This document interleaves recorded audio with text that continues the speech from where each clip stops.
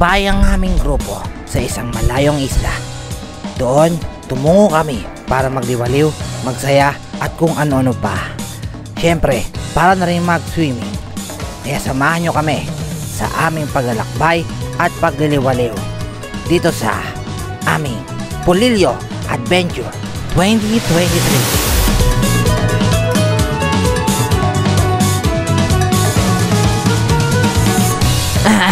Simulan natin. Andito nga pala kami sa isang floating cottage na matagpuan sa Barangay Bukaw dito sa isla ng Pulilio. Napakaganda dito at napaka-relaxing. Ang lakas ng hangin at sobrang sariwa ng hangin. Siyempre, sulit na sulit dahil nilibre lang ako dito. Tamang-tama nga pala dito yung akit ko guys. Tanghalian na. Yan o, food trip ang mga kaisla. Ito pa si Adam oh. Ang sarap ng kain niya. Nakaka-relax ito guys kasi habang kumakain ka, napakaganda ng tanawin, napakalakas ng hangin. Mapapatulala ka na lang habang kumakain ng kanin kahit wala kang ulam eh. Solve na solve ka na. So oras na para mag-swimming. Nagsuot ako ng life jacket dyan eh, pero hindi talaga ako nag-swimming. So tatalon na tayo guys.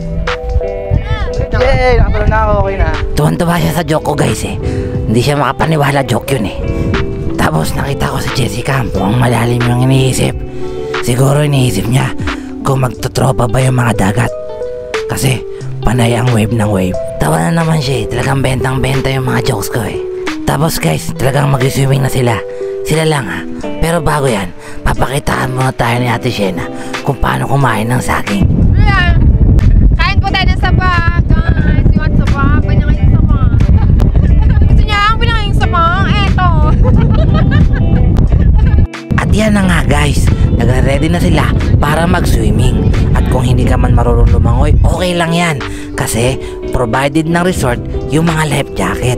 Nagdala kami ng sarili namin kasi hindi naman namin alam na merong life jacket yung resort. Pero okay na okay yan. So guys, maya-maya nagpakitang gilas naman yung mga adult na kasama namin dito. Pinakita nila yung gano'n sila kalupit bumakdive, makdive in an epic way.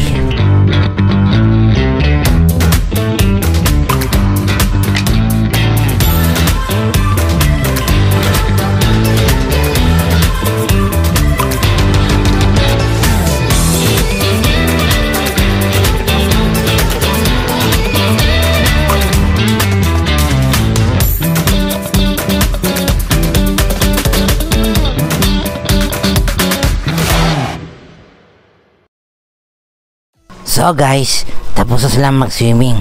At ako, tamang pahinga lang kahit di naman ako napagod. Nagre-ready na kami umuwi. At sumasakay na kami sa bangka. Medyo maalon na yan guys kasi paparating na yung malakas na ulan. Kaya medyo natakot yung mga kasama ko niyan. Ako tamang video-video lang na parang walang mangyayari. Kaya guys, dito ko natatapusin tong video ko na to.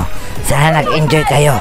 At sana mag-like and subscribe kayo sa channel ko para ngawan nyo na pabutin nyo ako ng 4,000. So guys, maraming salamat. Bye bye!